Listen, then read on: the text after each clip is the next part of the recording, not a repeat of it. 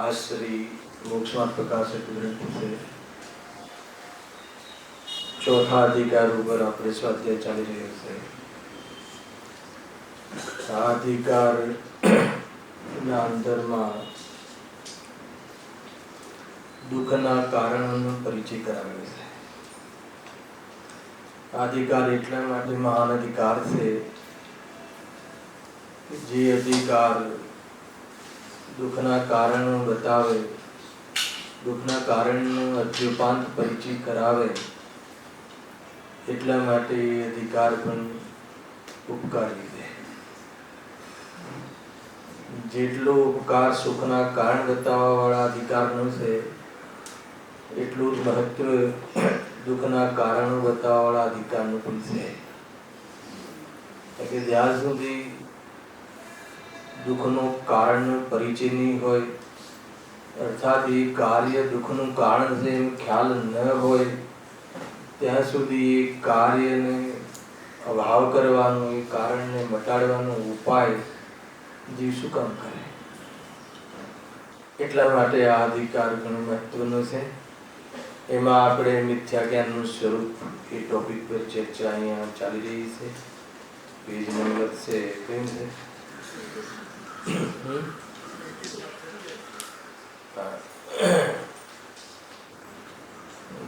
Page number 86 पर से मिथ्या ज्ञान स्वरूप एमा नवा सेशन में बे प्रवचनों આપણે કર્યા છે। રિવિઝન માં આપણે કમ સે કમ ગત શનિ રવિ ઘણો આમાં વિસ્તાર કર્યો પણ હતો રિવિઝનના અંતર્ગત है ना। એટલે આજે હવે જ્યાંથી વિષય છોડ્યો છે ત્યાંથી પ્રારંભ કરીશું। વાત એટલી છે કે મિથ્યા જ્ઞાન કોને કહે છે તો જે પ્રયોજનભૂત જીવાદી તત્વ છે એ સંબંધી यथार्थ ज्ञान ने मिथ्या ज्ञान કહે છે। अर्थात तो मिथ्या ज्ञान वड़े ये जीवादी प्रयोजनभूत तत्व में संशय विपर्य ने अनत्यवसाय रूप जो प्रवृत्ति से ये वास्तव में मिथ्या ज्ञान है। मिथ्या ज्ञान की प्रवृत्ति शू मिथ्या ज्ञान में शू कार्य थाय तो जो प्रयोजनभूत तत्व से जीव अजीव आश्रय बंध सर्व निजरा मोक्ष ये सात तत्व संबंधी संशय विपर्य अनत्यवसाय एवी जे प्रवृत्ति से ज्ञान नी ये बधी मिथ्या ज्ञान रूप प्रवृत्ति से। एक बात और कही कि अप्रयोजनभूत तत्व से ये संबंधी ज्ञान अर्थात ये संबंधी तत्व संबंधी संशय होय विपर्य होय कि अनध्यवसाय होय अथवा न जाने अन्यथा जाने तो एनाथी मोक्ष मार्ग में कई प्रभाव पड़तो નથી। एनाथी आत्माનું કઈ અહિત થતું નથી। સમજજો અપ્રયોજનભૂત તત્વ છે આ સાત તત્વ સિવાય બાકીના જે પણ તત્વ છે બાકીની જે પણ મેટર છે બાકીના જે પણ જ્ઞેય છે એ સંબંધી જાણકારી ન હોય अथवा खोटी जानकारी हो न जानतो होय अन्यथा जानतो होय तो पण ये जीवનું અહિત नहीं થાય ये बात पाकी है। प्रयोजनभूत तत्व संबंधी जो एनी जानकारी नहीं होय खोटी से यथार्थ से तो सिद्धांत पण एनु खोटું છે। એ પ્રકારથી અહીંયા આ વાતને આગળ ચલાવી અને આટલો વિચાર કર્યા પછી એક જબરજસ્ત કથન કહ્યું. એટલા માટે સમ્યક દ્રષ્ટિનું બધું એ જ્ઞાન સમ્યક છે અને મિથ્યા દ્રષ્ટિનું બધું એ જ્ઞાન મિથ્યા છે. અર્થાત તો એક ઉદાહરણ આપીને વાત આગળ વધારી કે કોઈ સમ્યક દ્રષ્ટિ દોડીને સાપ જાણે અને સાપને દોડી જાણે તો પણ એ સમ્યક જ્ઞાની છે, અને મિથ્યા દ્રષ્ટિ દોડીને દોડી જાણે અને સાપને સાપ જાણે તો પણ એ મિથ્યા જ્ઞાન છે. ત્યાં આ વાત ગળે ન ઉતરે તો કહ્યું કે પ્રશ્ન કહ્યું, લઈ લઈએ 2 મિનિટ, બરાબર? કે પ્રશ્ન છે ને, શું હતો અહીંયા? પ્રત્યેક સાચા જૂઠા જ્ઞાનને સમ્યક જ્ઞાન મિથ્યા જ્ઞાન કેમ ને કહેવાય? જ્યારે દોડીને દોડી જાણે છે તો એને સમ્યક જ્ઞાન કહો ને. પંડિતજી બહુ સરસ એનો જવાબ આપે છે, સમાધાન કરે છે કે જાણવાનો પ્રસંગ હોય, જાણવાની બાબત હોય તો કહે છે કે અમે એને સાચું જ્ઞાન સમ્યક જ્ઞાન કહેશું, દોડીને દોડી જાણ્યું એને. પરંતુ જ્યાં મોક્ષ માર્ગનું પ્રયોજન હોય તો એ સંબંધી સમ્યક મિથ્યા ના જે સમીકરણ છે બદલાઈ જાય. હલાવે કે નહીં? અગર જો એ મોક્ષ માર્ગના અંતર્ગત એ વાત કહેવી હોય તો ભલે દોડીને દોડી જાણે, પરંતુ એને સ્વપ્નનું ભેદ વિજ્ઞાન ન હોય તો અમે એ જ્ઞાનને સમ્યક કહેતા નથી. એમ અહીંયા કહ્યું. એના પેરેલલ બીજો પ્રશ્ન કહ્યો કે ભાઈ તમે જેટલું જાણે છે ભલે સાત તત્વ સંબંધી એને અજ્ઞાન છે, કારણ કે આગળ તો જવાબ આપ્યો ને કે એને સાત તત્વ સંબંધી યથાર્થ તત્વ સંબંધી જો એને પ્રયોજનભૂત તત્વ સંબંધી જો એનું જ્ઞાન યથાર્થ નથી તો મોક્ષ માર્ગમાં એ જ્ઞાન પછી બાકીનું જ્ઞાન ગમે એટલું સાચું હોય તો અમને કોઈ એમાં મતલબ નથી, અમે એ જ્ઞાનને જ્ઞાન જ નથી કહેતા, મિથ્યા જ્ઞાન કહીએ છીએ. એમ વાત ઉડાવી. કેમ કે ત્યાં પ્રયોજન તો મોક્ષનું છે અને મોક્ષના પ્રયોજનમાં તો અપ્રયોજનભૂત તત્વને બરાબર જાણે કે ન જાણે, પણ પ્રયોજનભૂત તત્વ સંબંધી યથાર્થ ન જાણતો હોય તો અમે એ જ્ઞાનને જ્ઞાન કહેતા. થોડો પક્ષ લીધો શ્રોતાએ એ જીવનો કે નહીં, તમે જેટલું ભલે સાતત્ય સંબંધી એને ભૂલ છે, આત્માને નથી જાણતો, સ્વપનને નથી જાણતો, આસવ તત્વ અને મોક્ષ તત્વને નથી જાણતો, એ સંબંધી તમે અજ્ઞાની કહો તો કહો, પરંતુ એને જે બાહ્ય પદાર્થો સંબંધી બહારના જે અન્ય પદાર્થો છે, પૂતગલ સંબંધી, મકાન સંબંધી, શરીર સંબંધી, બહારનું જે પણ એ વર્તમાનમાં જે ગવર્મેન્ટના નિયમો સંબંધી જેનું જ્ઞાન સાચું છે તો એટલો તો તમે સમ્યક જ્ઞાની કહો. તો બહુ અદ્ભુત જવાબ આપે છે કે અમે એમ નથી કહેતા કે એની જે જાણકારી છે મકાન સંબંધી, શરીર સંબંધી જે બરાબર જાણે છે એ જાણકારી એની ભલે સત્ય હોય, પણ અમે એટલે એને સમ્યક જ્ઞાની નથી કહેતા કે એ જાણકારી સંબંધી જે પ્રયોજન છે અથવા એ જાણીને એ વાસ્તવમાં અન્યથા પ્રયોજન સાધે છે. બહુ બહુ જબરજસ્ત આ જવાબ. માનો કે કોઈ વ્યક્તિ એન્જિનિયર હોય, ડોક્ટર હોય કે એ સંબંધી જ્ઞાનમાં નિષ્ણાત હોય, એ ફિલ્ડમાં બહુ બરાબર જાણતો હોય, નંબર 1 હોય, બરાબર માસ્ટર્સ હોય, પરંતુ એ જાણીને પ્રયોજન શું સાધે છે? હે ને? એ મકાન જાણ્યું, એને મકાન સંબંધી એને બરાબર જાણકારી છે, એના નીતિ નિયમો અને એ સંબંધી બરાબર ખબર છે, માની લો, પરંતુ એ જાણકારીથી એને અહંકારનું પોષણ કર્યું, એ જાણીને માન કસાયનું પોષણ કર્યું. અર્થાત એ પદાર્થ વિશે એ કોનો પદાર્થ છે, કોણ છે, સ્વ છે કે પર છે, એ સુખનું કારણ છે કે દુઃખનું કારણ છે, ખ્યાલ આવે કે નહીં? એ સંબંધી જો એની ભૂલ ચાલતી હોય તો એની એ જાણકારી એના સુખને નથી સાધતી, એ જાણકારી એને સંસારના ભાવ કરવામાં કામ નથી આવતી, અથવા મોક્ષની સાધનામાં એ જાણકારી કામમાં નથી આવતી. અર્થાત નથી આવતી એટલું નહીં, ઉપરથી મોક્ષની સાધના, સુખની સાધનામાં એ જાણકારીને વાસ્તવમાં એને એ ઉલટું કામ કરાવડાવે છે. જાણકારી ઉપરથી એ તો દુઃખમાં હેતુ બને છે, ખ્યાલ આવે કે સંસાર વધારવામાં હેતુ બને છે, મોક્ષથી દૂર જવામાં હેતુ બને છે. તો અમે એ જાણકારીને, એના એ જ્ઞાનને અમે કેવી રીતે સમ્યક જ્ઞાન કહીએ? આ કોઈ સામાન્ય વાત નથી ભાઈ. માનો કે તમને કોઈ જે વ્યંજન છે, ભોજનના બધા જે પ્રોડક્ટ છે એ સંબંધી બહુ ખ્યાલ છે, બહુ માસ્ટરી છે, તમને જાણકારી છે, જેવી હે ને જલેબી કે મૈસૂર કે સંબંધી એની બનાવટ સંબંધી તમારી માસ્ટરી છે અથવા એ સંબંધી તમને વિશેષ અનુભવ છે, જ્ઞાન છે, તો એ જ્ઞાન તમને આત્મકલ્યાણ સાધવામાં હેતુ બને છે કે નહીં? ત્રણ કાળમાં નહીં બને, કેમ કે એમાં કોઈ આત્માને સાધવાની કોઈ વાત જ નથી, એટલેથી ન ધરાયા. પંડિતજી કહે છે કે આત્માની સાધનામાં હેતુ નથી બનતા, એ તો ઠીક છે, પણ આત્માની વિરાધનામાં હેતુ બને. હાલાકી કે નહીં? કઈ રીતે હેતુ બને? આત્માની વિરાધના, આત્માને દૂર જવામાં કેવી રીતે નિમિત્ત બને છે? એક તો સૌથી પહેલા તો એનો અહંકાર આવે, એટલે એનું અભિમાન છે, એટલે નિરંતર એ વાસ્તવમાં ક્લેશને પ્રાપ્ત થાય.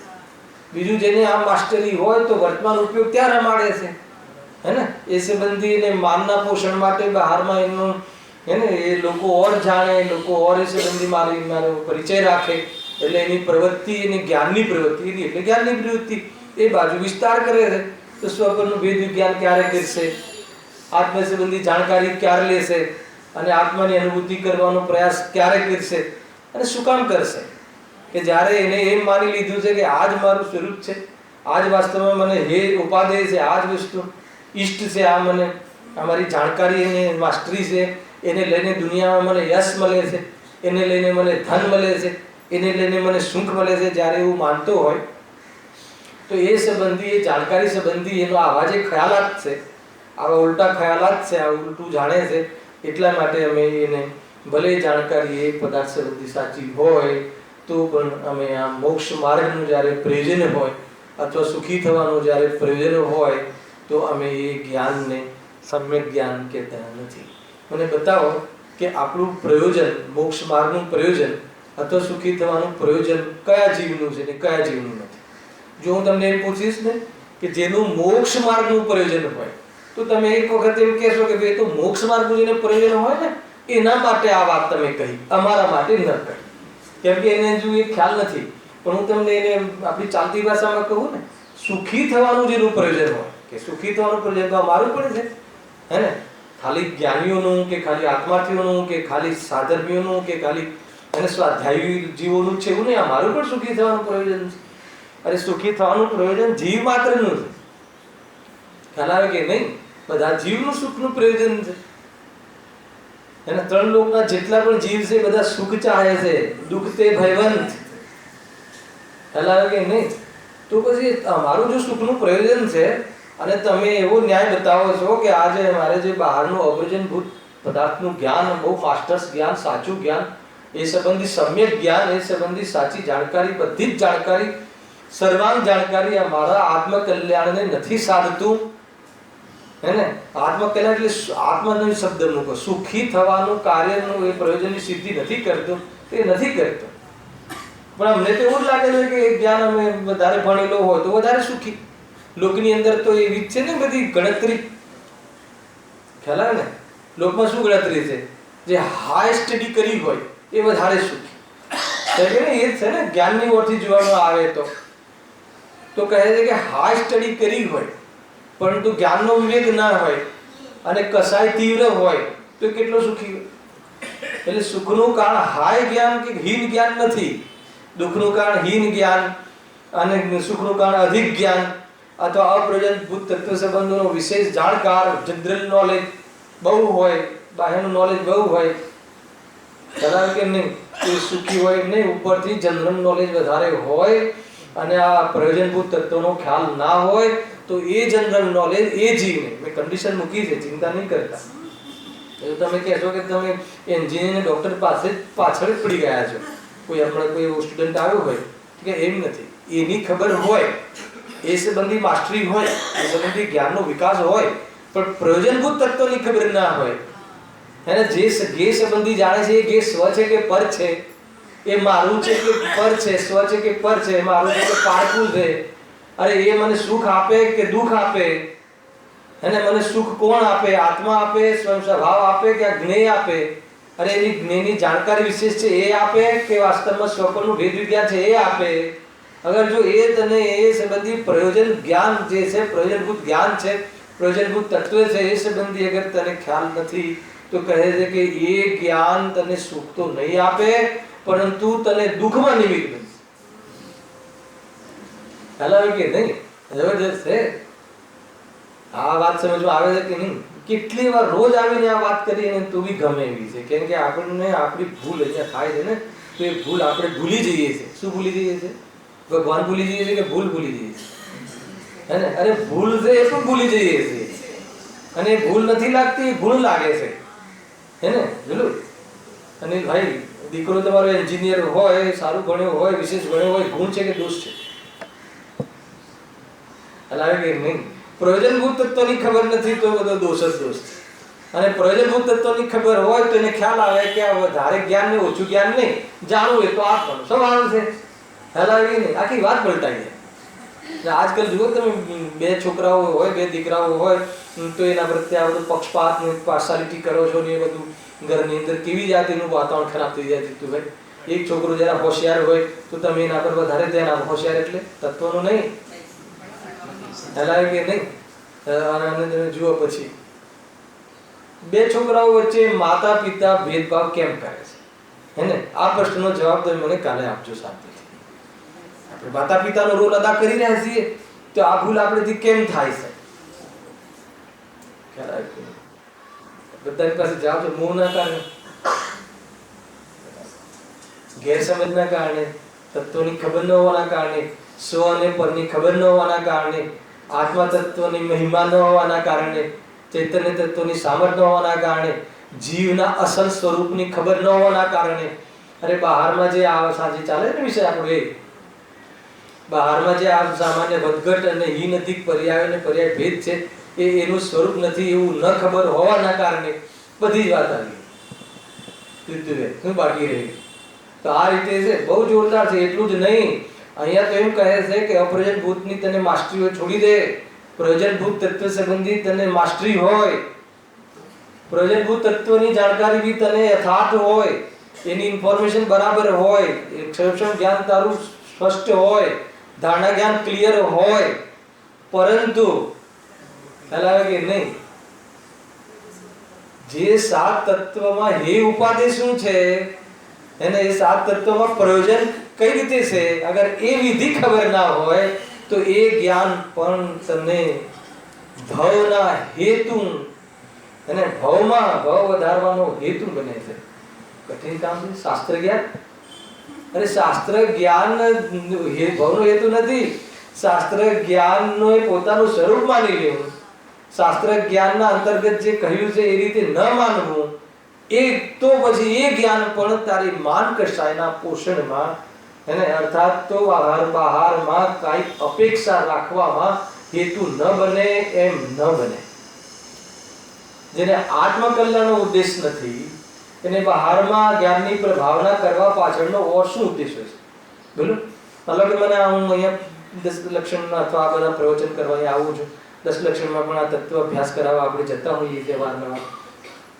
અગર એના માધ્યમથી મારે આત્મહિત મારો ઉદ્દેશ ના હોય, એના માધ્યમથી મારે સ્વાધ્યાય કરીને મારે આત્માનો અભ્યાસ કરીને આત્માની પ્રતીતિ કરવાનો ઉદ્દેશ ના હોય તો પછી એ જ્ઞાન એ જ્ઞાનમાં ઉપયોગ રમાડવા પાછળનો મારો શું અભિપ્રાય છે?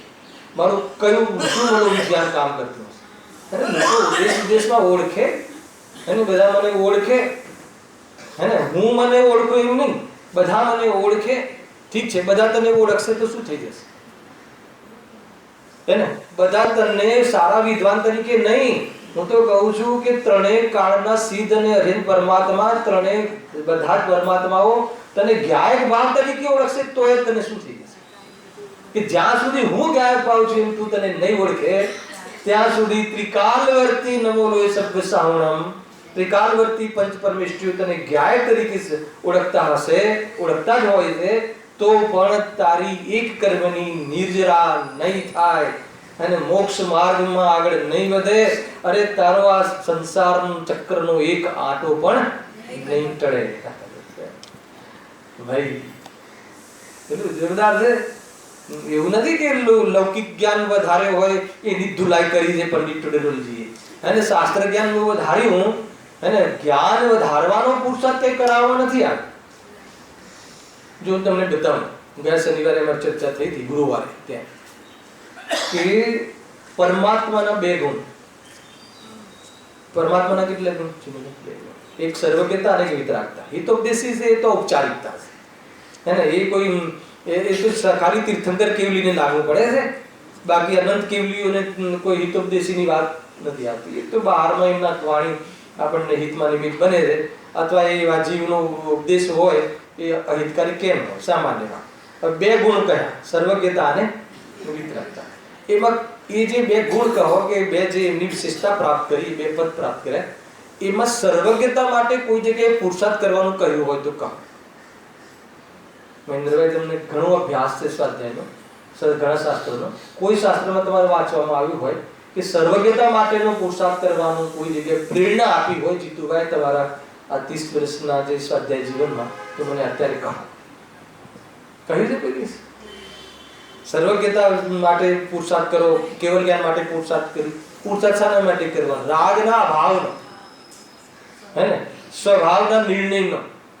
જે પણ આપણે પુરુષાર્થ કરીએ છીએ રાગને મટાડવા માટે કરીએ છીએ, એટલે વિતરાગતાનો પુરુષાર્થ વિતરાગતાનો આપવામાં આવે છે, હે ને? એટલે કેમ કે સુખી વિતરાગતાથી થાય છે, સુખી કેવલ જ્ઞાનથી નથી થતો જીવ.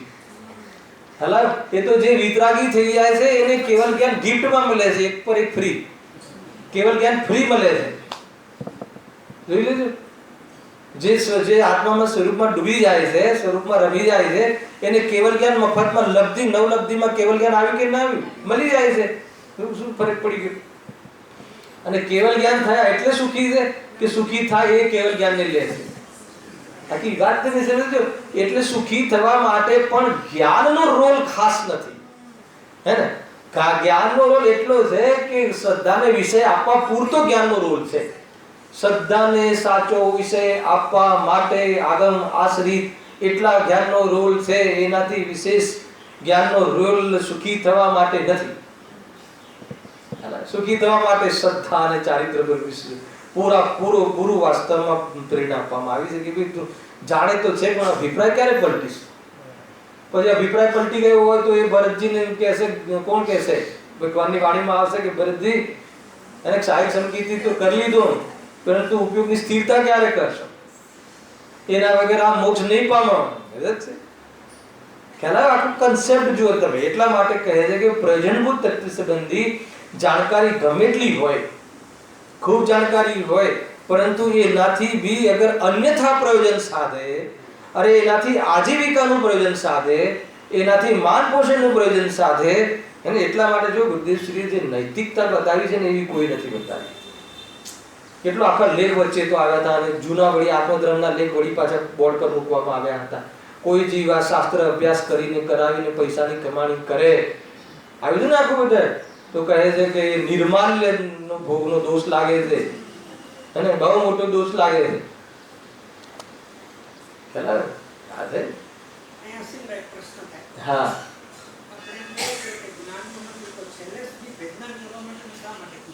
હે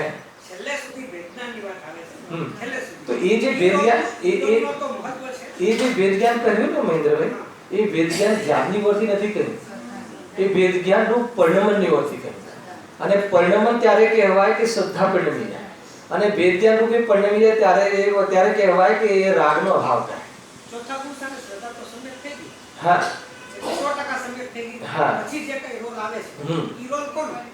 100% વિતરાગતાનો. વેદ જ્ઞાન બાહ્ય સાધન છે.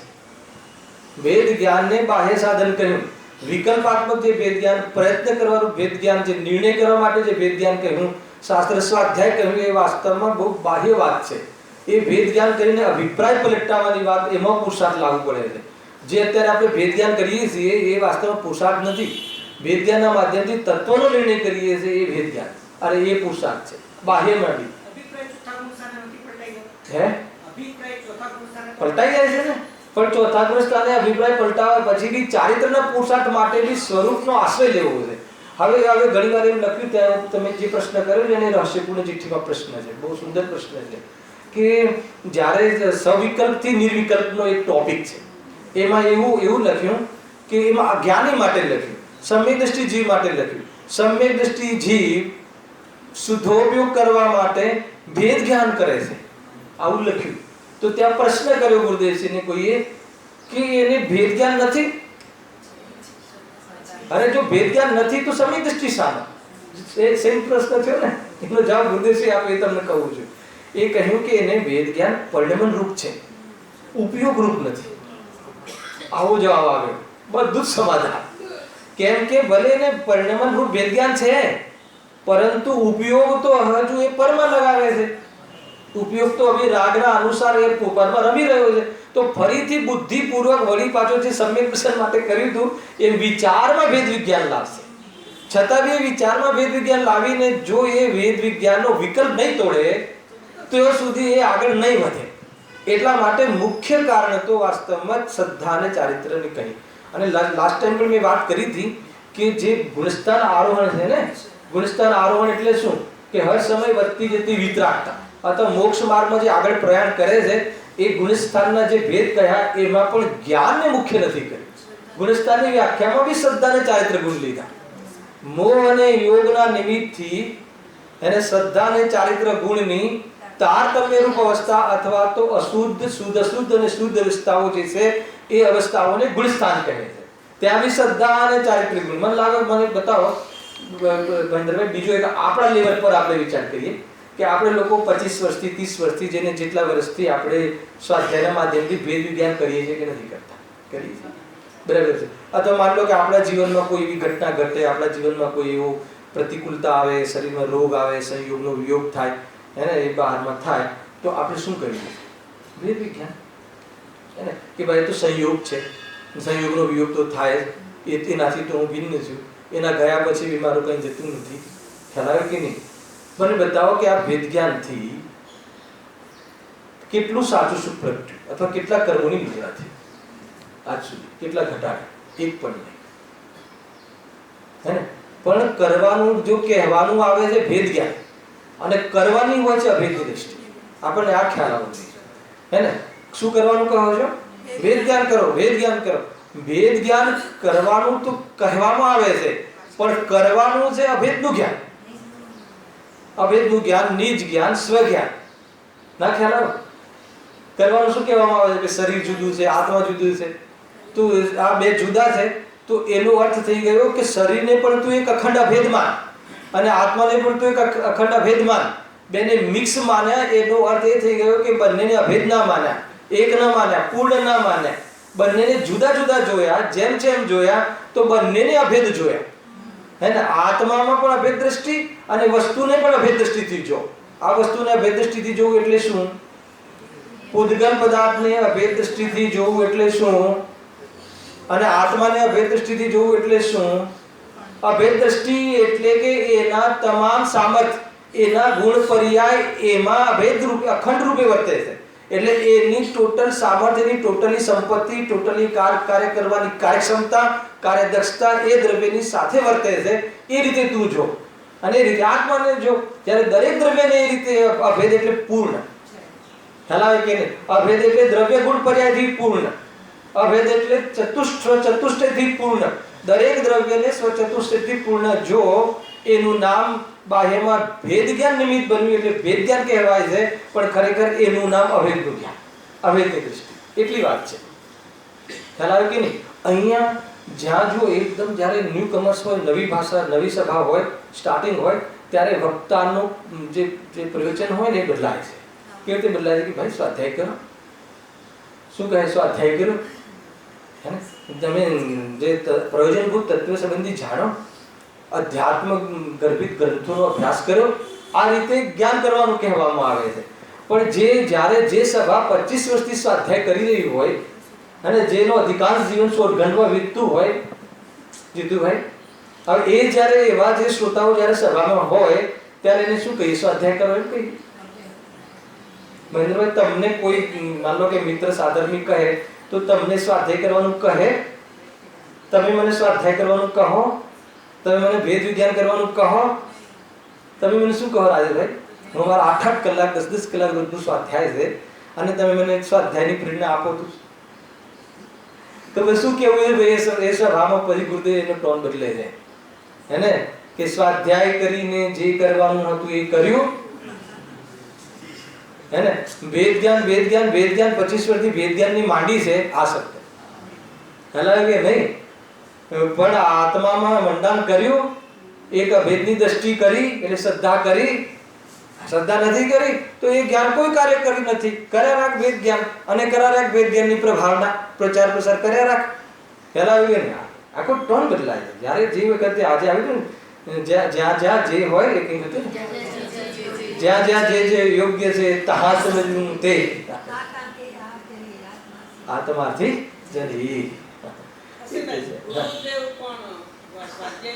જ્ઞાનીને પણ 4-4-5-5 કલાક સ્વાધ્યાય મૂકીએ હે જ્ઞાનીને પણ જેને આત્મનો અનુભવ કરી લીધો છે એ જીવને પણ કે જ્ઞાનીએ પણ ખરેખર પોતાનો 4-4-5-5 કલાક ભાઈ એ અપેક્ષિત કથન છે. જો સ્વાધ્યાયનો નિષેધ નથી એટલે સ્વાધ્યાયનો નિષેધ કરી કહેવાનું શું છે કે આમાં એવું આવી જાય જીવને મતલબ રામે તો આટલું કરીએ છીએ. ના તમે અનેક કાન સાંભળો, પૂરું સાંભળો. જ્યારે બી સ્વાધ્યાયનો નિષેધ કરવાનો આવે છે ત્યારે સ્વાધ્યાય કરીને શું કરવાનું આવે એની સ્થાપના આવે, એટલે સ્વાધ્યાયનો નિષેધ ના થાય. એ રીતે જ ચાલે છે. તમે આખું પ્રવચન આટલું ફરતી સાંભળજો. જ્યારે જ્યારે એમ કીધું હશે કે ભાઈ તું પ્રયોજનભૂત તત્વ સંબંધી જાણતો હોય પરંતુ એનાથી તું અન્યથા પ્રયોજન સાધતો હોય તો તારા એ જ્ઞાનને અમે સમ્યક અર્થાત તો શાસ્ત્ર જ્ઞાન બી સાચું છે કઈ રીતે કહીએ? એ એક કથન શ્રુત છે, એ કથન સત્ય છે, એ કથન સમ્યક સૂચના છે, પરંતુ તારું સ્પષ્ટ જ્ઞાન છે એવું પણ અમે કહીને શું તને પ્રેરણા આપીએ? આખી વાત એ રીતે છે ને કે જ્યારે બી કોઈ બી ઊંચી ક્રિયાનો નિષેધ કરવામાં આવે તો એનાથી ઊંચી ક્રિયાની પ્રેરણા કરવામાં આવે. અને જ્યારે પૂજા પાઠ આદિને હે કહેવામાં આવે ત્યારે શુદ્ધોપયોગને પ્રગટ કરવાનું ઉપાધિ કહેવામાં આવે છે. અને જ્યારે કેવલ જ્ઞાનની પર્યાયને શુદ્ધોપયોગને હે કહેવામાં આવે ત્યારે આશ્રયભૂત જ્ઞાયક ભાવને ઉપાધિ કહેવામાં આવે છે. તો અનેક એક કથનોનો ક્રમ છે, એને અનેકાંત કહે છે. હાલ ને આખું આ રીતની ભાષા હોય છે ભાઈ. અને એ ભાષામાં એનું પ્રયોજન છે. એટલા માટે મેં કેટલી બધી વાત કરી કે અરે જે માણસ હવે રોજ સ્વાધ્યાય કરે, રોજ વેદ જ્ઞાન કરે છે તો વેદ જ્ઞાન કરીને શું કર્યું? એક બીજું સમયસારમાં તો એમ કહે છે કે જેને આત્માની અનુભૂતિ છે એને તો સ્વાધ્યાય આદિની પણ અટક નથી, એ પણ કહે. અને એ ગુરુદેવશ્રીએ જ્ઞાનીને ઉપયોગ ચતુર્ગ્રસ્તાન વર્તી અસંયમીને જ્યારે ઉપયોગ અન્યથા ભમતો હોય ત્યારે એને પણ સ્વાધ્યાયની પ્રેરણા આપવામાં આવતી હોય છે. પરંતુ જો તારી અનુભૂતિ અંદરમાં ખુલતી હોય, ખીલતી હોય તો કહે છે કે એવા જીવને સ્વાધ્યાયની પણ અટક નથી. એને સ્વાધ્યાય ન કરવો એમ કહેવાની જરૂર જ નથી. એને સ્વાધ્યાયના વિકલ્પથી એ પ્રવૃત્તિથી નિવૃત્તિ થઈ જતી હોય. હાલ કે નહીં? એટલા માટે પ્રવચનસાર આદિ ગ્રંથોમાં એવો ક્રમ બતાવ્યો છે કે તમારે ચાલી બી ગયો છે. હવે તો છેક ચરણાની ચૂલી ગાય ગઈ, ગીત પ્રજ્ઞા પણ પતી બી ગયું. એમાં કરીબ 150-51 કોઈ બી 151 કેવી કોઈ ગાથાઓ છે, વાંચી લેજો. એમાં એમ કહ્યું કે શરીર મળવાની ગાથા, કે આ શરીર કઈ રીતે મળે છે, કે શુભાશુભ ભાવોથી શરીર મળે છે એવી કોઈ ગાથા છે. તો એમાં એમ કહ્યું કે સૌપ્રથમ શું ઉપદેશ છે? તો સૌપ્રથમ ઉપદેશ આપ્યો કે અશુભ ભાવોની તો તારે શું કરવાનો? ત્યાગ કરવાનો, હે ને? અશુભ ભાવની નિવૃત્તિ, અશુભ ભાવથી નિવૃત્તિ અને શુભ ભાવમાં અપ્રવૃત્તિ અને શુદ્ધ ભાવમાં પ્રવૃત્તિ. ખ્યાલ આવ્યો કે નહીં? શું કહ્યું? અશુભથી તો તું નિયમ લે, અશુભને તો તું છોડવાના, તું વાસ્તવમાં નિયમ અર્થાત તો એક તો તું વ્રત કર, અને 5 રાત્રિમાં ભોજનનો પરિણામનો ત્યાગ કરવાનો તો તું નિયમ લે. ખ્યાલ આવ્યો કે નહીં? પણ એવો નિયમ નથી લેવામાં આવતો કે ભાઈ 4 વખત તમે મંદિર આવતા હોય તો હવે તું 2 જ વાર આવજે, એ તું 2 વાર દર્શન કરવાના આવવાના પરિણામનો તું ત્યાગ કરે એવું નથી કહેવામાં આવતું. ખ્યાલ આવે? એટલે અશુભમાં નિવૃત્તિ અને શુભમાં અપ્રવૃત્તિ કરી ત્યાં, અને શુદ્ધમાં પ્રવૃત્તિ. તો કે જ્યારે જે શુદ્ધમાં પ્રવૃત્તિ કરે છે ત્યારે શુભમાં અપ્રવૃત્તિ થાય છે, અને અશુભમાં તો બુદ્ધિપૂર્વક તારે નિવૃત્તિ લેવી પડશે. અને શુભમાં બુદ્ધિપૂર્વક નિવૃત્તિ નહીં લેવાય. એ તો તું શુભમાં હોઈશ અને શુદ્ધ તરફ તારો ઉપયોગ ગયો એટલે તારે શુભમાં અપ્રવૃત્તિ થઈ જશે અને શુદ્ધમાં પ્રવૃત્તિ થઈ જશે. હવે આ જેટલો ક્રમ છે એ ક્રમ આપણને ખ્યાલ હોવો જોઈએ. અને છતાં પણ કોઈ જીવ શુભ ભાવોમાં, અશુભ ભાવોમાં સ્વાધ્યાયનો ભાવ પણ શુભ ભાવ છે, સ્વાધ્યાયનો ભાવ પણ ક્રિયાકાંડ છે. ખ્યાલ આવે કે નહીં? જ્ઞાની ધર્માત્મા સ્વાધ્યાયને ક્રિયાકાંડ માને છે અને આપણે લોકો ક્રિયાકાંડ બહારની શુભ પ્રવૃત્તિ ક્રિયાકાંડ અને સ્વાધ્યાયની ક્રિયાકાંડ નથી માનતા. આપણે એ રીતે ભેદ કર્યો છે. તો કે જ્યારે જ્ઞાની ધર્માત્મા પણ સ્વાધ્યાયને ઉહાપો હે ને બસ થાવ, હવે સ્વાધ્યાયની ક્રિયાથી પણ બસ થાવ એવું કહ્યું. જ્યારે શુદ્ધમાં આ સ્થાપના કરવાની વાત આવશે ત્યારે શુદ્ધ આત્માની વાત પણ અમને એ સંબંધી હવે અમારે ઉભું રહેવું નથી. એ વાત આખો જે ક્રમ છે ને ક્રમભંગ ના હોવો જોઈએ. માની લો કે ખાલી એમ કે સ્વાધ્યાય છોડાવીને કોઈ પાપમાં લગાવવાની વાત અહીંયા નથી. સ્વાધ્યાય છોડાવીને સ્વાધ્યાયના વિકલ્પો છોડાવીને અને ખરેખર તો સ્વાધ્યાય છોડાવવાની વાત પાછો આ પકડનીય નથી. અહીંયા તો સ્વાધ્યાય અર્થાત એ જ્ઞાનમાં એવું ગાઢું જ્ઞાનમાં તો અહંકાર એમાં ઉપાદેયપણું છે એ છોડાવવાની વાત છે. એટલે હવે તો આમાં અત્યારે તો આપણો જે પીરિયડ ચાલે એમાં સ્વાધ્યાયનો નિષેધ પણ નથી કર્યો. કેમ કે અહીંયા દ્રષ્ટિની નિવૃત્તિની વાત ચાલે છે. અહીંયા પરિણામની નિવૃત્તિની વાત જ નથી હજુ તો. કેમ કે આ તો મિથ્યાત્વનો અધિકાર છે અને મિથ્યાત્વ એ દ્રષ્ટિની ભૂલનો અધિકાર છે. એટલે તું દ્રષ્ટિમાં નિવૃત્ત થઈ જા, તું દ્રષ્ટિની ભૂલ મટાડ. તો દ્રષ્ટિની ભૂલ મટાડવામાં અહીંયા મિથ્યા જ્ઞાનમાં દ્રષ્ટિની ભૂલ કેવી રીતે મટાડવી? જ્ઞાનમાં સમ્યક જ્ઞાન, મિથ્યા જ્ઞાનમાં દ્રષ્ટિની ભૂલ હે ને. સમ્યક જ્ઞાનમાં દ્રષ્ટિ સમ્યક છે અને મિથ્યા જ્ઞાનમાં દ્રષ્ટિ મિથ્યા છે. તો જ્ઞાન સંબંધી મિથ્યાપણું શું છે? જ્ઞાન સાચું છે, અભ્યાસ સાચો છે, ખ્યાલ કે એની જાણકારી સાચી છે, પણ એ જ્ઞાન સંબંધી એની મિથ્યાપણું શું છે? તો કે જ્ઞાન સંબંધી એની વિપરીતતા શું છે? કે એવું ગાઢું જે જ્ઞાન થયું છે એમાં સંતુષ્ટ થઈ ગયું અને એ જ્ઞાન મારો છે, જ્ઞાનમાં જ્ઞાન સ્વભાવી હું છું એનો અભિપ્રાય વાસ્તવમાં સાચો ન આવ્યો. એટલે એ જ્ઞાન પણ એને માન વધારવામાં, કાં તો બહારમાં આજીવિકા આદિની અપેક્ષામાં, કાં તો બહારમાં અન્ય કોઈ પ્રયોજન સાધવામાં, હે ને મંડળને આગળ લાવવું છે પ્રયોજન સાધવામાં, કોમ્પિટિશનમાં, હાલાકી કે નહીં ફલાણો જે પક્ષ છે એ સ્ટ્રોંગ છે અને આપણું જે ગ્રુપ છે એ સ્ટ્રોંગ નથી, તો એના માટે આપણે પણ વિદ્વાનો તૈયાર કરીને આપણા ગ્રુપને સ્ટ્રોંગ કરીએ, એ અભિપ્રાય આપણો ખ્યાલ આવે કે ના રાજભાઈ? એમાં એનું આત્મહિત તો થવાની વાત જ નથી, પણ આત્માના અહિતમાં એનું એ શાસ્ત્ર જ્ઞાનનો ઉઘાડ, શાસ્ત્ર જ્ઞાનની મેટર નહીં, શાસ્ત્ર જ્ઞાનનો ઉઘાડ એના એ હેતુ બને છે. તો કહે છે કે એટલા માટે અજ્ઞાનીનું બધું એ જ્ઞાન એટલે શું? અપ્રયોજન તત્વ સંબંધી પણ અને પ્રયોજનભૂત તત્વ સંબંધી જ્ઞાન પણ મિથ્યા છે. ચાલે ભાઈ, ઓર વિચાર કરજો. બહુ વિચાર કરવા જેવું છે ભાઈ. જ્યાં જે અપેક્ષાથી વાત જ્યારે વક્તા રૂપતું હોય અપેક્ષાથી વિશેષ સમજવું, તમને એનો આનંદ આવશે. એટલે મારું તો આપણું તો ચર્ચા નીકળી છે. હા નહીં યથાર્થ જાણપણું છે ને મિથ્યા શ્રદ્ધાનું કારણ છે. હા, જે યથાર્થ જાણપણું હોય તો ત્યાં શ્રદ્ધા સમ્યક થાય ને. એમાં કેવું છે, તમે આ જ અધિકારને જીવડથી તમે વાંચશો ને તો એમાં બે વસ્તુ લીધી. આગળ પ્રશ્ન આવવાના છે પણ આવી પણ જશે કાલ સુધીમાં કે સાત તત્વ સંબંધી અયથાર્થ જ્ઞાન હે ને, પ્રયોજનભૂત તત્વ સંબંધી અયથાર્થ જ્ઞાન ને યથાર્થ જ્ઞાન. અહીંયા બે શબ્દ લીધા છે. એમાં બહુ મેં લાસ્ટ ટાઈમ બહુ ખુલાસો કર્યો હતો એક આગળના પેરેગ્રાફમાં કે સાત તત્વ સંબંધી પણ અયથાર્થ અને યથાર્થ જ્ઞાન હોય તો પણ મિથ્યા દ્રષ્ટિ હોય તો એનું જ્ઞાન મિથ્યા છે. સાંભળજો, પહેલા કથન સાંભળજો, બહુ સારું ખુલાસા થવા જોઈએ કે અગર સાત તત્વ સંબંધી પ્રયોજનભૂત સાત તત્વ સંબંધી અયથાર્થ અને યથાર્થ જ્ઞાન હોવા છતાં મિથ્યા દ્રષ્ટિ હોય તો એનું આ બધું જ્ઞાન મિથ્યા છે. હવે એ લીટીમાં યથાર્થ જ્ઞાનમાં શું લીધું? વસ્તુનું જેવું છે બરાબર છે? નહીં ફરીથી બોલું, ફરીથી પહેલા લીટી સાંભળો બહુ શાંતિથી રાજેશભાઈ, કે અગર જે સાત જીવાદી પ્રયોજનભૂત સાત તત્વોનું અયથાર્થ જ્ઞાન હોય કે યથાર્થ જ્ઞાન હોય, પણ જો એ મિથ્યા દ્રષ્ટિ હોય તો એનું બધું એ જ્ઞાન મિથ્યા છે. હવે જ્યારે મિથ્યા દ્રષ્ટિને પણ યથાર્થ જ્ઞાન છે પણ મિથ્યા છે, એમાં શું લેવું? હા, એ જે શાસ્ત્ર જ્ઞાન, એનું સાચું જ્ઞાન, જાણકારી રૂપ જ્ઞાન, એની જે ધારણા જ્ઞાન એ સ્પષ્ટ છે, એ જ્ઞાન લેવું. અત્યારે આપણે બધા જે જાણીએ છીએ એ નથી જાણતા આત્મા કેવો છે, ચૈતન્ય રૂપ છે, શરીર જડ રૂપ છે, એ જડ છે આ ચેતન છે, બે કેવા છે રાજેશભાઈ? ભિન્ન છે. અને શુદ્ધાત્મા, આત્મામાં પણ દ્રષ્ટિ કરવા લાયક શું છે હે ને? શુદ્ધનો વિષય શું છે? તો કે સ્વભાવ. અને કેવલ જ્ઞાન એ અશુદ્ધનો વિષય છે. બોલો આ બધા આપણે જેટલા બેઠા છે આ બધું જે આપણી જાણકારી જે છે અથવા આ જે કથનો જે છે અથવા આ સંબંધી જે જ્ઞાન છે એ જ્ઞાન સમ્યક છે કે મિથ્યા છે? એ જ્ઞાન દ્રવ્ય શુદ્ધનો અંશ છે.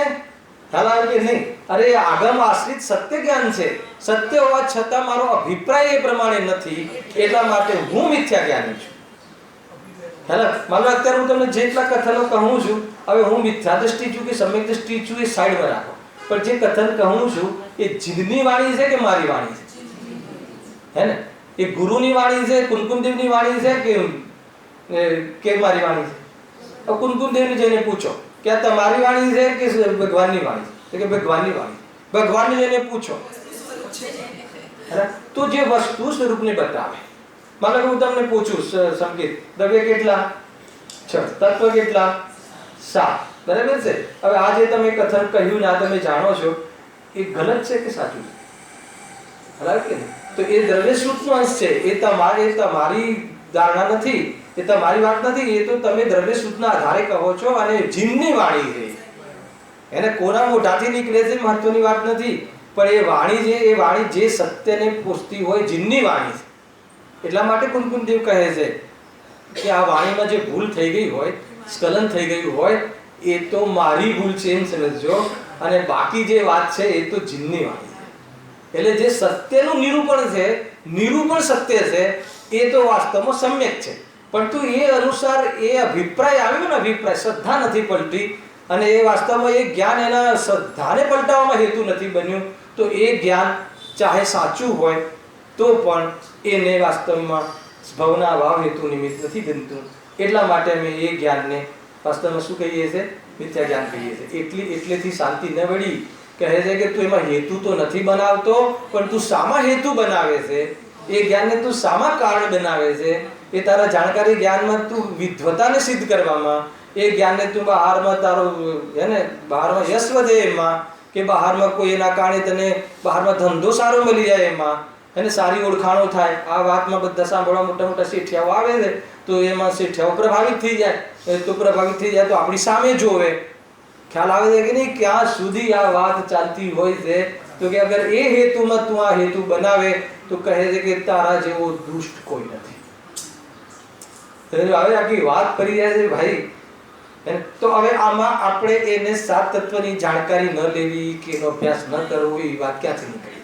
આમાં એ વાત જ નથી. આમાં તો એ વાત આવી કે જ્યાં સુધી તું જાણે પણ તારો ઉલ્લુ સીધો નહીં કરે, અને દુનિયા તારું સાંભળીને, તારું એટલે જીવની વાણી તારા માધ્યમથી સાંભળીને સમ્યક દ્રષ્ટિ થઈ જશે, પરંતુ તું મિથ્યા દ્રષ્ટિ રહીશ. હાલાકી નહીં. બહુ પ્રશ્નો છે, ખોલીશું જેટલા ખોલશે એટલા. એને આનાથી તો એ વાત પણ નીકળે કે મિથ્યા દ્રષ્ટિના માધ્યમથી જીવવાણી સાંભળવી કે ન સાંભળવી. હે ને? અરે સાગરમૃત છે ને, એમાં તો એક પ્રશ્ન ધર્મામૃત સાગરમાં તો લખ્યું કે મિથ્યા દ્રષ્ટિ પ્રવચન કરું કે ના કરું. બહુ બધા ફટાકડા ફૂટશે અહીંયા. પેલા કે નહીં એના બધા જવાબો સાંભળી તમે કેવી રીતે નિર્ણય કરશો મિથ્યા દ્રષ્ટિથી? મિથ્યા દ્રષ્ટિનું જીવન ચેન્જ હોય છે. મિથ્યા દ્રષ્ટિ બહારમાં નગ્ન દિગંબર હોય છે. હલાવે કે નહીં? અરે સમ્યક દ્રષ્ટિ નગ્ન દિગંબર હોય છે. લગ્ન દિગંબર હોય એ પણ ક્યારેક મિથ્યા દ્રષ્ટિ હોય છે. હે ને?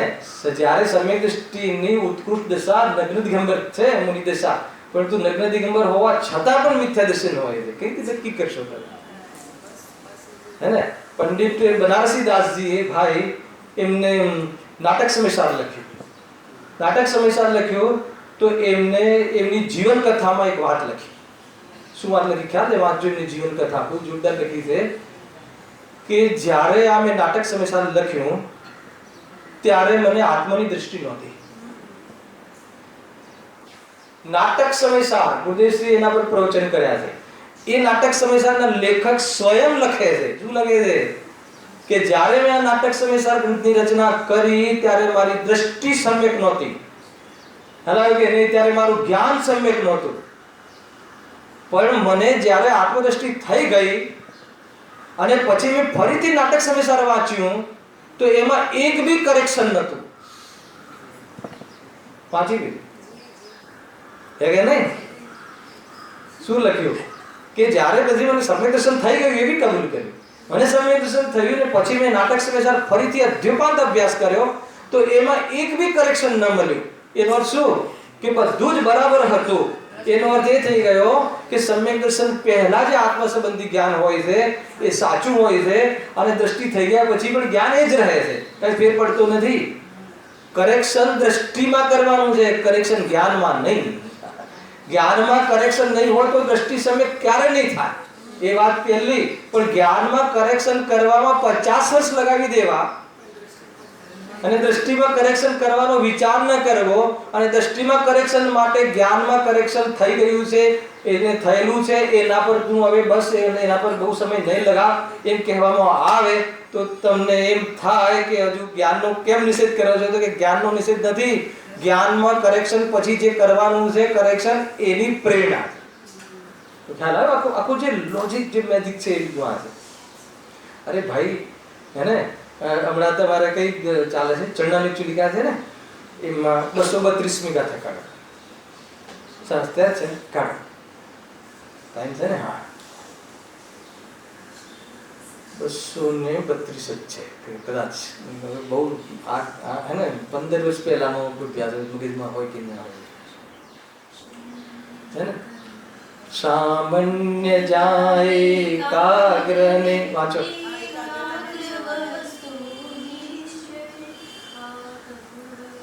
લાવ હું વાંચું છું.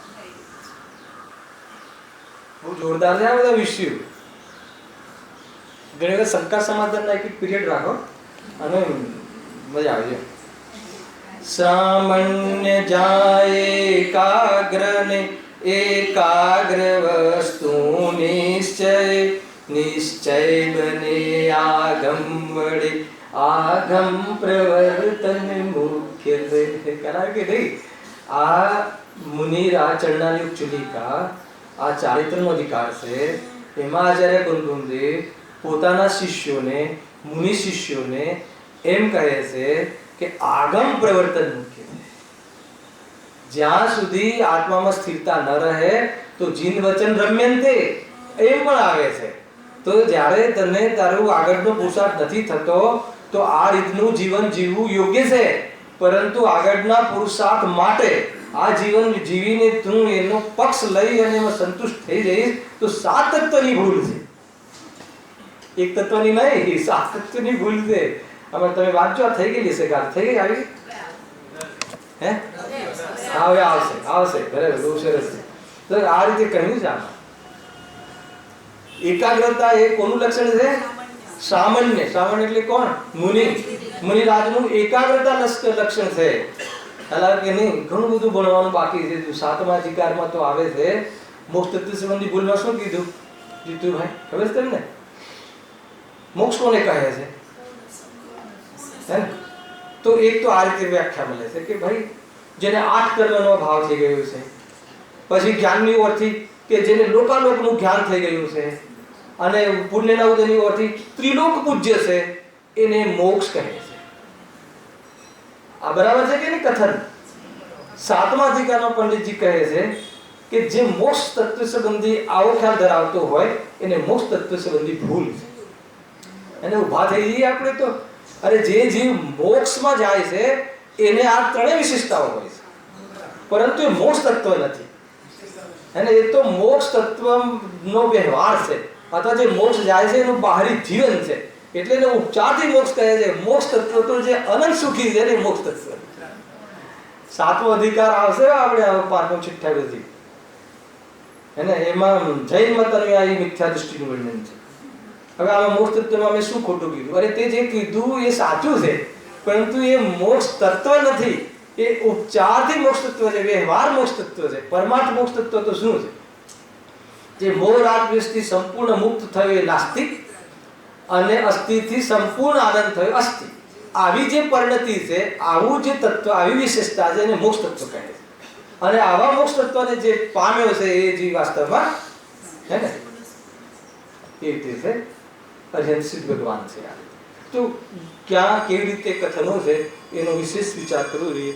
આમાં વાત એટલી છે કે ભાઈ જ્યારે અહીંયા મિથ્યા જ્ઞાનના પ્રકરણમાં આ પ્રશ્નમાં આપણને એટલી વાત કહી કે જ્યારે એનો આગ્રહ રહે છે કે તમે અમારા જે થોડુંક અમારું શાસ્ત્ર જ્ઞાનને તમે ભાઈ તારું જે શાસ્ત્ર જ્ઞાન છે એ તો સમ્યક છે, પણ એ શાસ્ત્ર જ્ઞાનના અનુસાર તારું જીવન નથી ને, એ અનુસાર તારો અભિપ્રાય નથી ને, એ અનુસાર તારું પરિણામ નથી ને, તો અમે તારા જીવનની સાથે એ કહીએ છીએ કે એ તારું જ્ઞાનને અમે સમ્યક નથી કહેતા. ખ્યાલ આવે કે નહીં? તારું જ્ઞાન સમ્યક નથી, તારા શાસ્ત્રનું જ્ઞાન સમ્યક છે.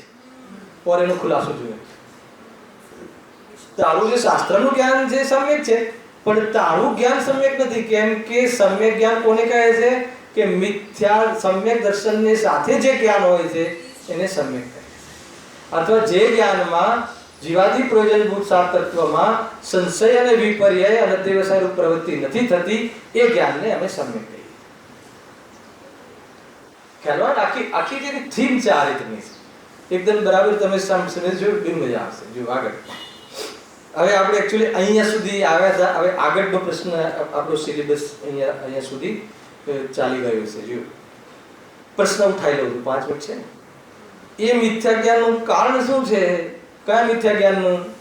તમે જે અમારા જ્ઞાનને મિથ્યા કરાર કરી દીધો, મિથ્યા ઘોષિત કરી દીધું કે જે તું એ જ્ઞાન ભલે તને સાચું છે હે ને, પણ તું તારા આત્માને સાધવામાં હેતુ નથી બનાવતો, અથવા તારા અભિપ્રાયને બદલવામાં એ નિમિત્ત નથી બનતું, તો એ અરે નિમિત્ત તો નથી બનતું, ઉપરથી તારા ખોટા અભિપ્રાયના પોષણનું કારણ બને છે, તો એ જ્ઞાનને અમે મિથ્યા જ્ઞાન કહીએ છીએ. હવે એ તો બતાવો, એ મિથ્યા જ્ઞાનનું કારણ કોણ છે? મોહનીય કર્મ છે કે જ્ઞાનાવરણીય કર્મ છે? એ એમને ત્યાં લઈ જવા છે. આખી વાત કર્મની પ્રધાનતાથી છે હે ને. તો કે એનું કારણ મોહ છે કે અમારા જ્ઞાનનો જે અભાવ છે, ઓછું જ્ઞાન છે, એ કારણ છે. સામાન્ય તર્ક નથી, આમાં કઈ વિન્ડો ખુલવા વાળી છે. અને બહુ સરસ મહેન્દ્રભાઈ જે આજે ચર્ચા કરીને એને લઈને મારે કઈ હદથી, એમને તો ખ્યાલ છે, પણ કઈ હદથી મારે ચર્ચા કરવી એ હવે મને ખ્યાલ આવે. ઓવરઓલની ડેપ્થ બતાવીશ તમને કે આમાં બહુ ડેપ્થ છે. ખ્યાલ આવે કે નહીં? કે જ્ઞાનાવરણીય કર્મ ના કારણે હવે જ્ઞાનાવરણ દોરડીને સાપ જાણે અને સાપને દોરડી જાણે. એમાં તો તમે કહો છો કે ભાઈ એમાં તો કોઈ અપ્રયોજનભૂત સત્ય સંબંધી અમારું જ્ઞાન જે છે એ તો જ્ઞાનાવરણીય કર્મનો ઉદય છે, અને એ સંબંધી અમને જ્ઞાનનો અભાવ છે કે ઉલટું જ્ઞાન છે, બરાબર છે. પરંતુ અમે જીવાદી પ્રયોજનભૂત સાત તથ્ય છે એ સંબંધી અમે માનો કે એના માધ્યમથી અમે પોષણ કરીએ છીએ, મિથ્યાત્વ વધારીએ છીએ અને એ બધું કરીએ છીએ, તો એમાં કયું કોણ કારણ છે? એમાં કોણ નિમિત્ત કારણ છે? તો એ અહીંયા એનું કારણ કોણ હે ને? જે જ્ઞાનમાં ઓછાપણું છે, જ્ઞાન સંબંધી પદાર્થ સંબંધી અયથાર્થ જાણે છે, અપ્રયોજનભૂત પદાર્થ અયથાર્થ જાણે છે, એમાં તમે જ્ઞાનાવરણીય કર્મ કહી દો અને એમાં કાંઈ બગડતું નથી કહી દો, પરંતુ એ જ્ઞાનમાં જે વિપરીતતા છે, એ જ્ઞાનમાં જે મિથ્યાપણું છે, એ જ્ઞાન જે વિપરીતતાને સાધે છે, એમાં કયું કર્મ કારણ છે? એમાં કોણ કારણ છે? ખ્યાલ આવે કે નહીં? એનો જવાબ વાંચો જો ખુલાસો હું કાલે કરીશ. મોહના ઉદયથી જે મિથ્યા ભાવ થાય છે, સમ્યક ભાવ નથી થતો, એ જ મિથ્યા જ્ઞાનનું કારણ છે હે ને. કેમ? ઉદાહરણ બહુ સુંદર આપે છે. જેમ વિષના સંયોગથી ભોજનને પણ વિષરૂપ કહેવામાં આવે છે, તેમ મિથ્યાત્વના સંબંધી જ્ઞાન પણ મિથ્યા જ્ઞાન નામ પામે છે. એટલે આગળ તો બહુ ખુલશે વિષય કે ખરેખર જ્ઞાનમાં મિથ્યા સમ્યક છે જ નહીં. હાલાવે કે નહીં? પણ જે જ્ઞાન શ્રદ્ધાની સાથે સંગતિ કરતું હોય હે ને, અથવા એમાં વાસ્તવમાં કારણ બનતું હોય, એને સપોર્ટ કરતું હોય, તો એ જ્ઞાનને અમે મિથ્યા જ્ઞાન કહીએ છીએ. જેમ આખો એક ગ્લાસ દૂધ ભરેલો ગ્લાસ છે, બરાબર છે. હવે એક ટીપું આમાં પોઈઝન વિષ પડી ગયું. હવે એ દૂધ એ વ્યક્તિએ સેવન કર્યું અને મરણને પ્રાપ્ત થયું, તો બોલો એ દૂધથી મર્યો કે વિષથી મર્યો? કહેવાશે શું? એ કહો. અરે આ એક ગ્લાસ દૂધ પી ગયો, 1 લીટર દૂધ પી ગયો અને મરી ગયો, બોલો દૂધથી મર્યો છે કે વિષથી મર્યો? પરંતુ વિષની સંગતિ પાઈને દૂધને પણ ઝેર કહેવામાં આવે. અને એક ગ્લાસ ભરીને ઝેર પીધું કે દૂધ પીધું? એને દેખાય છે શું? દૂધ. ખરેખર શું પીધું? એક ગ્લાસ ભરીને ઝેર પીધું. કેમ? કેમ કે એ દૂધ એ વિષના કણની સંગતિ કરી હતી, એટલે એ દૂધ પણ વિષ છે. એ રીતે એ જ્ઞાન ભલે સમ્યક હોય પણ એ મિથ્યાત્વને સાધે છે, એટલા માટે એ જ્ઞાન પણ મિથ્યા છે. અને એક એનું કારણ કોણ છે? વાસ્તવમાં બહિરંગ નિમિત્ત જોવામાં આવે તો મોહનીય કર્મ, અને અંતરંગ નિમિત્ત જોવામાં આવે તો મિથ્યા દર્શન, અને ઉપાદાન જોવામાં આવે તો એ સમયની પર્યાયની યોગ્યતા. અને જ્ઞાન સ્વયં એ રીતે પરિણમ્યું છે. એટલે ઉપાદાનથી તો એક સમયની યોગ્યતા, અને એ પરિણમવામાં હેતુ કોને, આધાર કોને લીધો, બેઝ કોણ છે? તો કે મિથ્યા દર્શન. અને મિથ્યા દર્શન કયા કર્મના નિમિત્તથી થયું? તો કે મોહનીય. કેટલી વાત આવી? મોહનીય કર્મનો ઉદય એ બહિરંગ નિમિત્ત, મોહ ભાવ એ અંતરંગ નિમિત્ત કારણ નહીં. અને જે મિથ્યા જ્ઞાન થયું એ જ્ઞાનનું સ્વયં શું કામ તે સાધ્યું? જ્ઞાનને પૂછો કે તે શું કામ મિથ્યા દર્શનને સપોર્ટ કર્યો? મિથ્યા દર્શનને સપોર્ટ કરવામાં કારણ કોણ? કે તું સ્વયં. માનો કે એક નશો કર્યો, કોઈ એક દારૂની બોટલનું સેવન કર્યું અને નશો ચડ્યો, તેમાં ભૂલ કોણ? એ બોટલ નહીં કે પીવાવાળા? પીવાવાળું જ્ઞાન અને બોટલ એ શ્રદ્ધા, મિથ્યા શ્રદ્ધા. મિથ્યા શ્રદ્ધા તો અતત્વ સિદ્ધાંત કરે જ છે, પણ એનું તે સેવન શું કામ કર્યું જ્ઞાને? તારે તો વાસ્તવમાં વેદ જ્ઞાનનો વિષય આપવો હતો એને, શ્રદ્ધાને એ કામ કરવાના બદલે તે તો એનું સેવન કર્યું જ્ઞાનને. તો જ્ઞાન તરફથી મિથ્યાપણું શું થઈ ગયું? ખ્યાલ આવે કે નહીં? એ બોટલમાં જે નશો છે, બોટલમાં જે તત્વ છે ખોટું, એ તો એનું સ્વરૂપ છે કે એ કામ કરવાનું છે, પણ તે એનું સેવન કર્યું એ તારી ભૂલ છે. એટલે જ્ઞાનને એમ કહે છે કે તે આ સાત તત્વની અર્થાત શ્રદ્ધાનું સેવન કર્યું, એને સપોર્ટ કર્યો, એના માટે તે ડિમાન્ડ બધી પૂર્તિ કરી, તો એ કહે છે કે એ તારી ભૂલ છે. તું એને સાથ આપવાનું છોડી દે તો સૌથી પહેલા સમ્યક સન્મુખ થઈ જશે તારું જ્ઞાન. અને એમાં શ્રદ્ધા પલટાઈ જશે તો તારું જ્ઞાન કેવું કહેવાશે? સમ્યક કહેવાશે. હાલાવે કે નહીં? આ રીતે છે. અને ઓર એનો ખુલાસો કાઢે. સહેજાનંદી